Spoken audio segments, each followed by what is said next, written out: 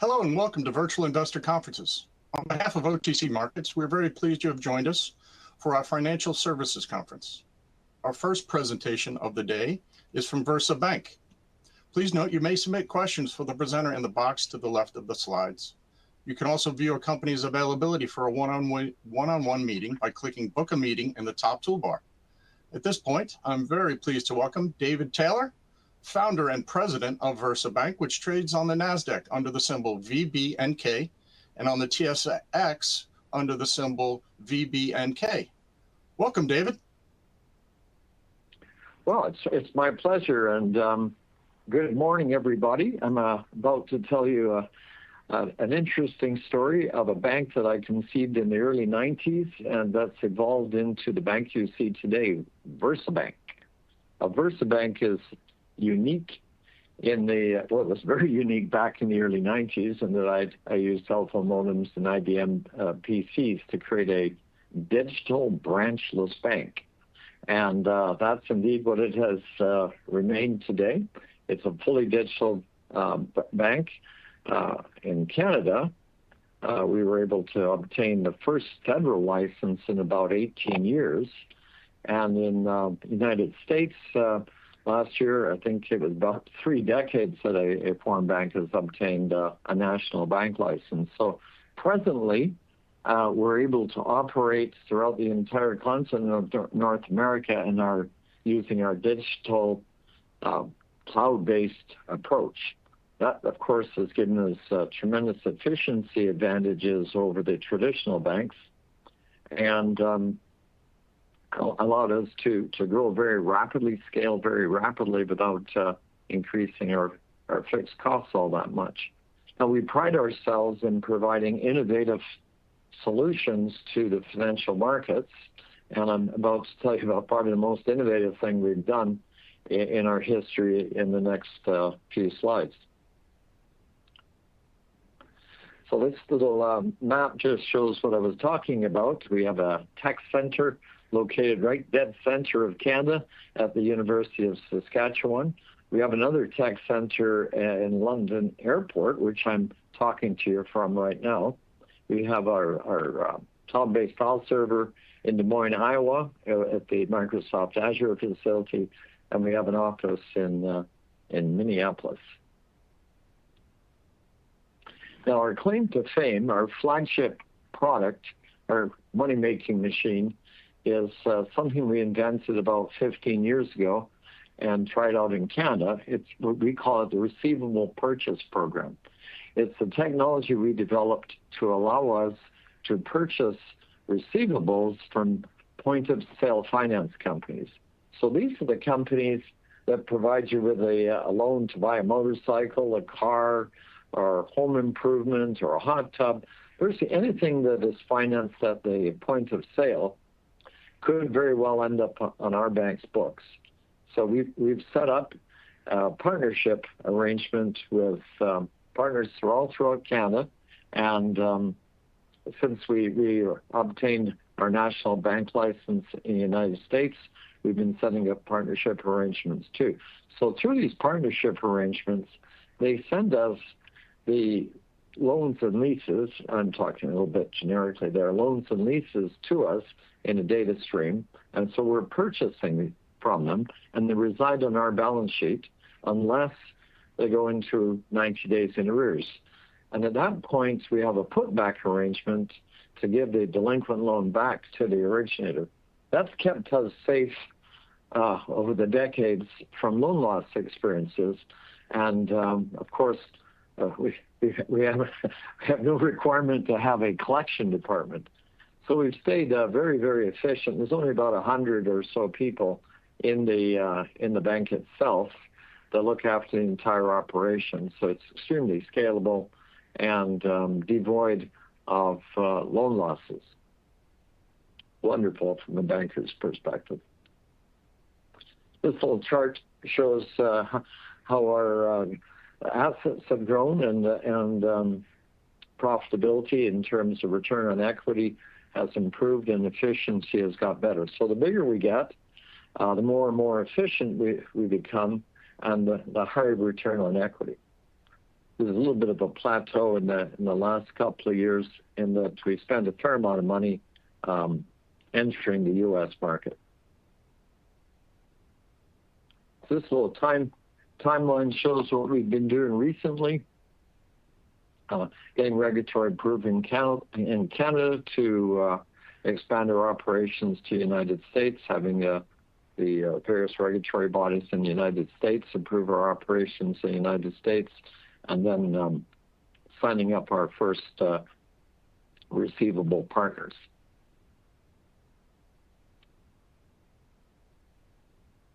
This slide illustrates the tremendous leverage that our model has, and what it shows is sort of the Canadian bank operations for illustration purposes, that as the bank adds assets through our partner network, it becomes more and more profitable and more efficient. So this next slide is another revolutionary new product that our bank has brought out. And if you've seen our press releases recently, you'll see some very exciting things that we've done.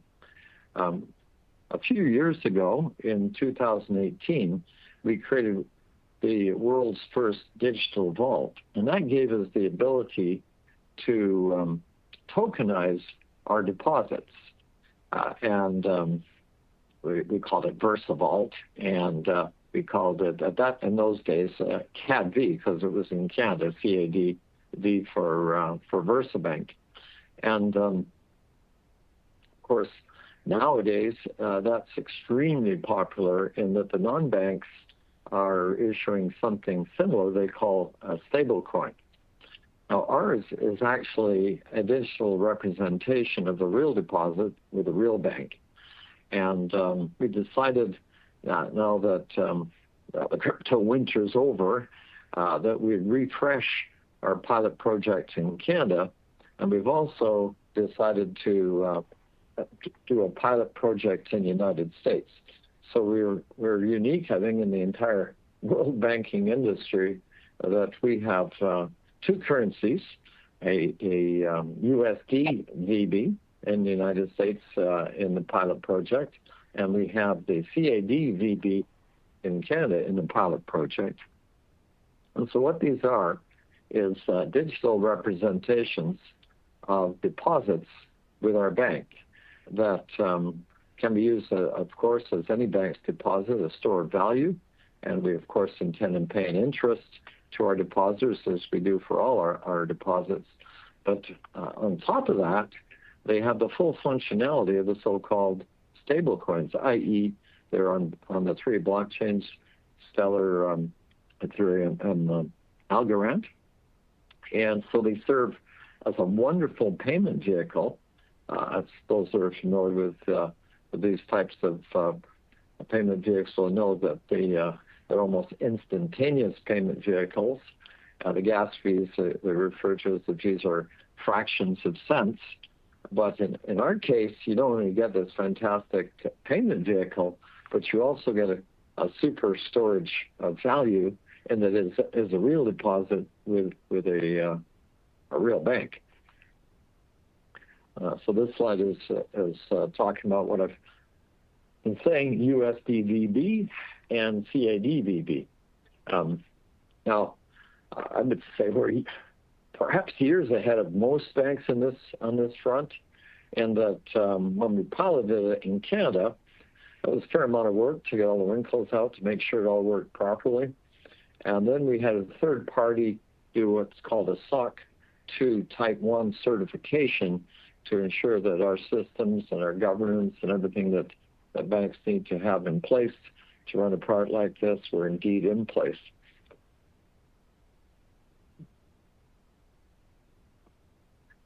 So, sort of, as opposed to others that may be dabbling or thinking about it in this area, we have a market-ready product that's going through the pilot process right now on both sides of the border, and hopefully in the next 60 odd days or so, we'll be ready to roll it out with, of course, the I think it's what's technically referred to in the United States as non-objection, and I think Ken has something similar to that before we roll it out to the public.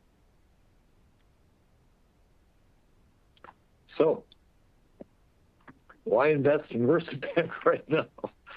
Well, we're clearly at an inflection point, and we've just opened up probably the largest market in the world, the point-of-sale market for our tried and true point-of-sale product. We call it the RPP, Receivable Purchase Program product, which is very well received in Canada and seems to be very well received in the United States too.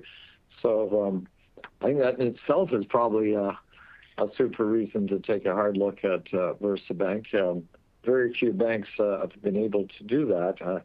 I asked ChatGPT when the last foreign bank was authorized in the United States as a national bank. It goes back 30-odd years. So it's quite a breakthrough to have access to the wonderful U.S. market with this wonderful new product that we've developed for the point-of-sale companies. When you're looking at investing in a bank, one thing you should really pay attention is to how risky that bank is. And when I designed this bank basically from scratch, I tried to put in place all the mitigants to take the normal risks that a bank faces down to as close to zero as I possibly could.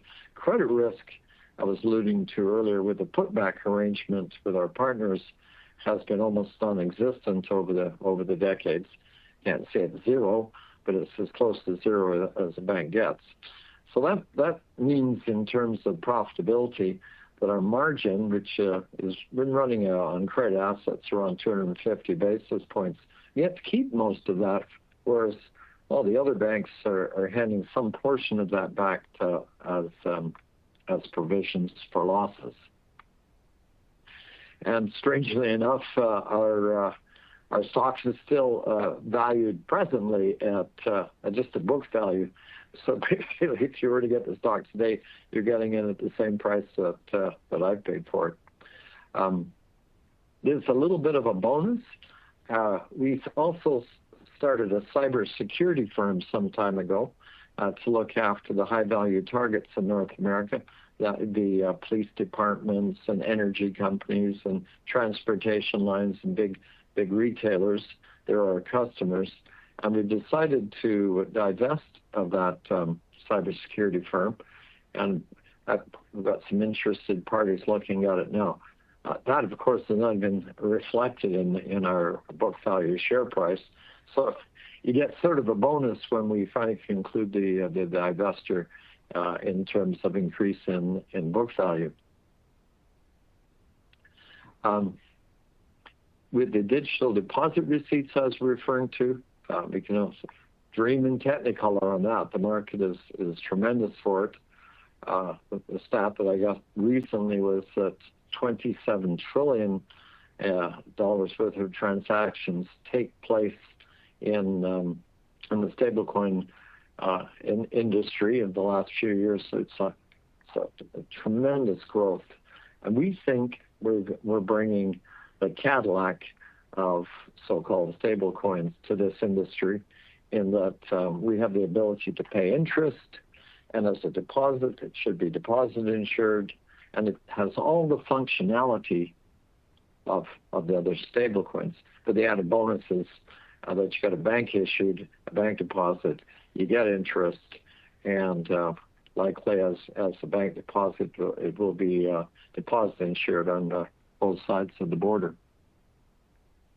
So that could be a tremendous new channel of economically priced deposits for our bank, which is the business we're in, bringing in deposits, tacking on the spread, and earning a nice net interest margin. There's also something we're doing, it's in the works, and that is reorganizing ourselves to the traditional U.S. bank structure with a holding company and the Canadian bank as a subsidiary and the U.S. bank as a subsidiary.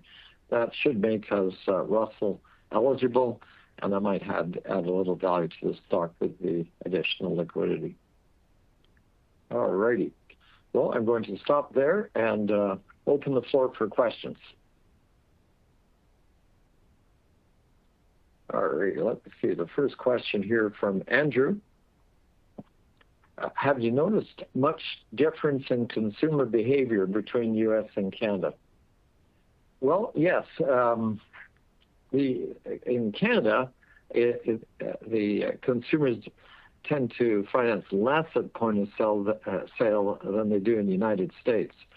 So theoretically, you would think that the U.S. market would be 10 times bigger than the Canadian market.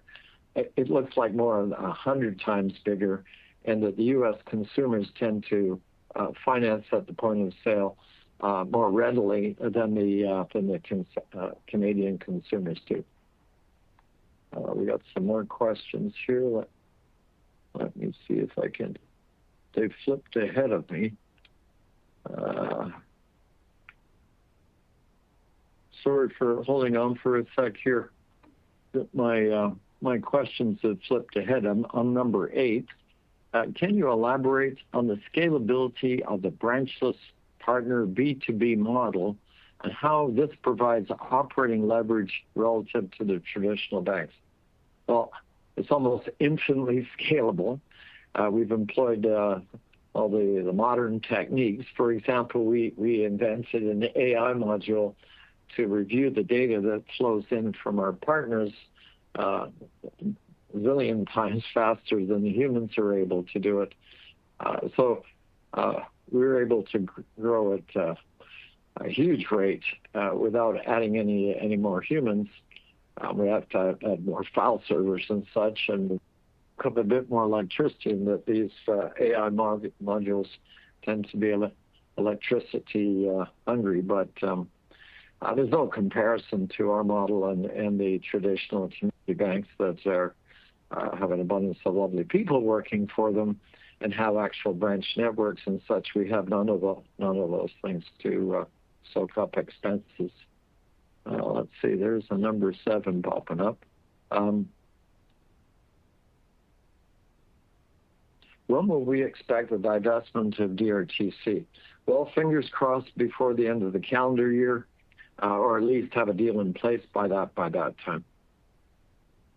And here's another good question.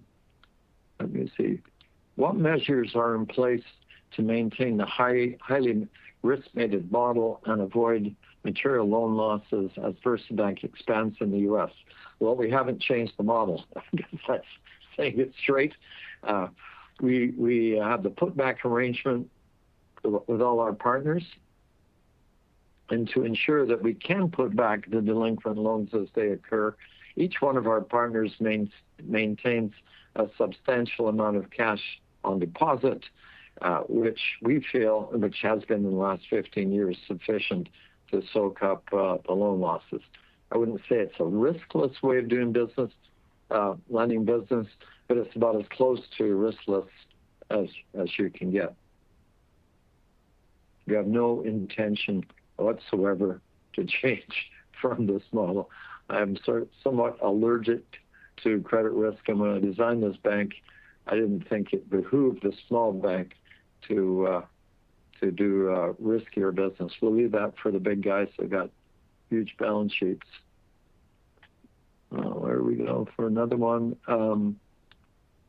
How and when the planned divestiture of DRC, well, I've answered that one. Fingers crossed by the end of the calendar year. And how? Well, we're employing investment bankers to seek out likely purchasers. Excuse me. Have you noticed much difference in consumer? Oh, I've already answered that one. Let me see what else you got here. On your recent earnings call, you noted that you have internally developed an AI enhancement that will increase the attractiveness of your legacy RPP offering. Can you discuss what these AI enhancements entail, and when do you plan to implement the revamped model? Well, that's a really good question. Immediately, we're seeing the benefits of the AI model, and it's able to process documentation in 1 minute per document, whereas the humans, let's say 10, 20 minutes. So a tremendous increase. Secondly, our human audit team that's auditing the data as it's coming in is only able to audit about 20%. It's still a statistical significant sample set, but the AI is able to audit 90%. So it's a higher degree of comfort we have that the data that we're receiving fits the credit box that we've established for our partners. Now, as time progresses, we have something on the drawing board that I'm sure our partners will love.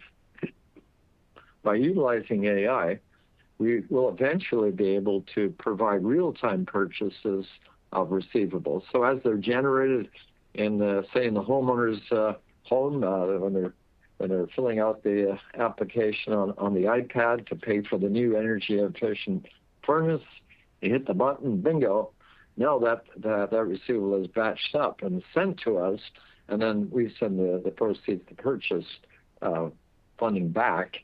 And that could take 2 weeks, all that process.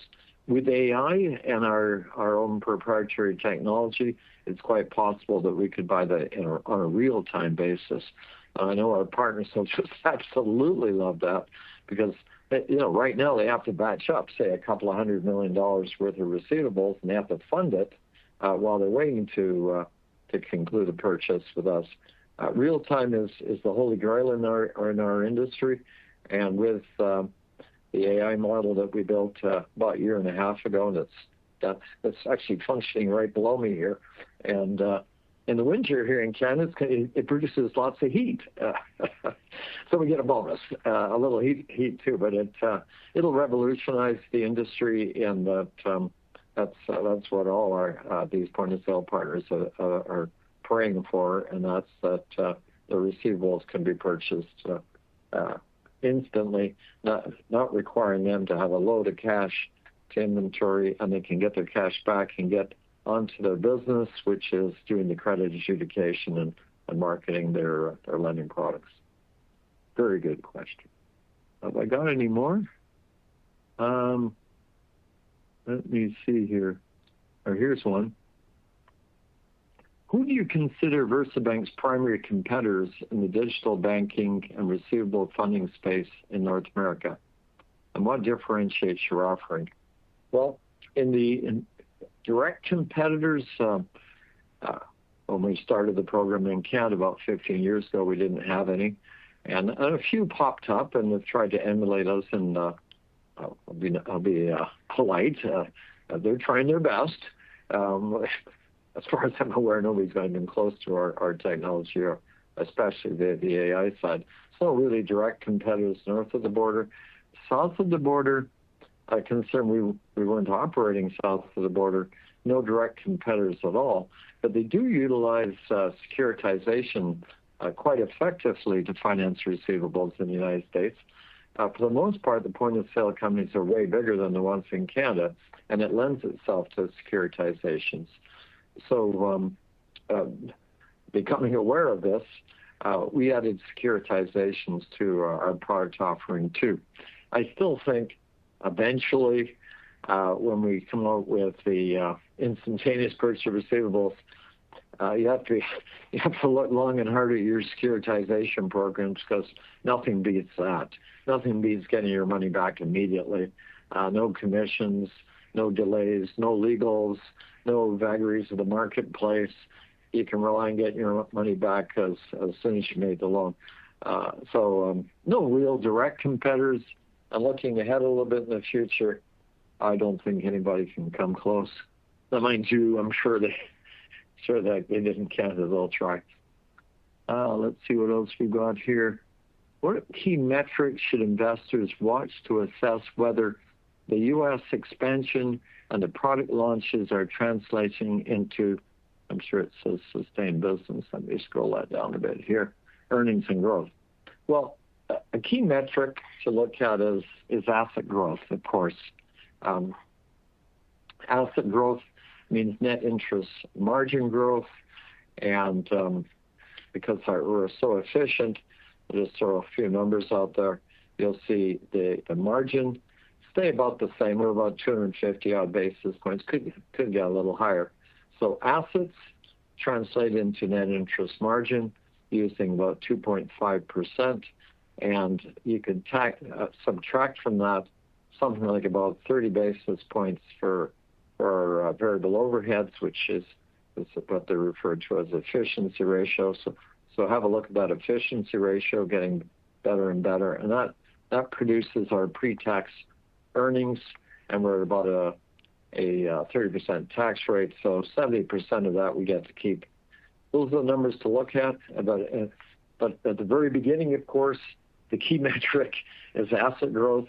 The more assets we put on the books, the more money we make, and the more efficient we become, and the higher ROE we start producing. I think that might be the end of the questions. Let me see. That was number 15. Oh, there's a 16 here. Sorry. Primary competitors. Well, I've answered that question. In the States, it's securitization programs and community banks that usually get together as syndicates and make traditional loans. In Canada, we've had some that try to emulate us and do, I think, a fairly good job with spreadsheets and such.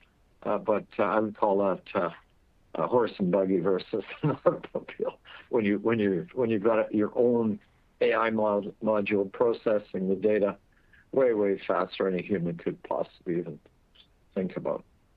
So that looks like the questions. If there's no more, I'll thank you all for your attendance. And if you have any more questions and you want to send me an email, I'm happy to answer them too. We're a virtual bank, and I do most of my interaction with my fellow humans in this fashion, and happy to answer questions directly if you have any more that you think of. Again, thank you very much for your attention.